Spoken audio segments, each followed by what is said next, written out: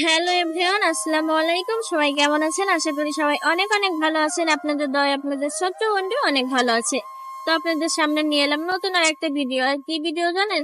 এবছর মনে হয় না আমরা ধান কাটতে পারবো, কারণ যে হারে বৃষ্টি নামে প্রতিদিন, তো আমাদের পাকা ধান ক্ষেতের অনেক ক্ষতি হয়ে যায়। আর পাকা ধান ক্ষেতে যদি এত বৃষ্টি পড়ে তাহলে ধানের গোড়াগুলোও নরম হয়ে যায়। আর প্রত্যেকদিন একটু একটু করে না ধানগুলো পড়ে যাচ্ছে। আর ধানগুলো পড়ে গেলে তো কখনোই গাড়ি দিয়ে ধান কাটা যাবে না, কারণ বড় ধান গাড়ি দিয়ে কাটে না। তো সেগুলো নাকি মেশিনে ওঠে না। তো আমি এখানে একটু দেখছিলাম, তারপরে বাড়ির ভিতরে চলে এলাম।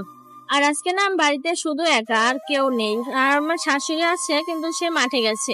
আর যেহেতু আমাদের গৃহস্থ বাড়ি, কখনো কেউ বাড়িতে বসে থাকে না, এ কাজ সে কাজে সে সবাই বাইরে থাকে। আর আজকে আমি বাড়িতে একা, আর আমার শ্বশুর গিয়েছে আমার বড় যাকে আনতে। সে তো চলে আসবে, কিন্তু সকালে গিয়েছে, আসতে একটু দেরি হবে, কারণ মেহমান বাড়িতে গেলে তো সহজে আসা হয় না। আর এই দেখুন, এটা সেই পেয়ারা গাছ, যে পেয়ারা গাছে আমি একটা একটা করে পেয়ারা পাই আর লুকিয়ে লুকিয়ে রাখি, যখন সময় পাই তখন খাই। আর আমি বাড়ি থেকে এসেছি 1 মাসের বেশি হয়ে গেল।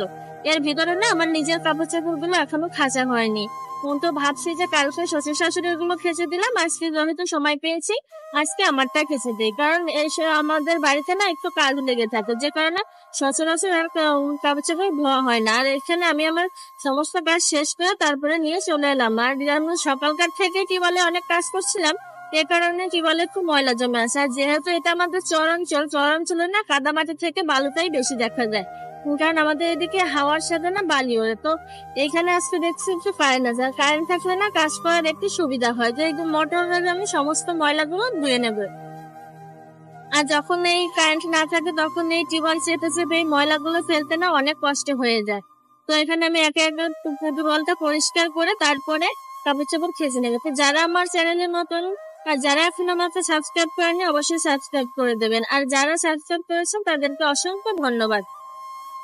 তো দেখুন, আমি টিউবওয়েলটা ধুয়ে নিচ্ছি মোটর দিয়ে। তারপরে আমি কি করবো, গামলায় কিছুটা পানি উঠে রাখবো, কারণ কাপড় চোপড় কাচার সময় না বারবার পানি উঠিয়ে নেওয়া যায় না, একটু বিরক্তিকর লাগে। তো এখানে আমি গামলা ভর্তি করে 1 গামলা পানি উঠিয়ে রেখেছি, আর সাইডে বালতি ভরা কাপড় চোপড় নিয়ে এসেছি, যে এখানে আর বাইরে বেরোলে না আবার বালি এসে ভরে যাবে। আর এখানে দেখুন, আমি সমস্ত কাপড় চোপড় নেড়ে দিয়েছি, মানে ধুয়েছি কি করতে। আর দেখালাম না রোদ ছিল, সে রোদটা এখন আর নেই, মেঘলা হয়ে গেছে। তো সবাই ভালো থাকবেন, সুস্থ থাকবেন, আল্লাহ হাফেজ।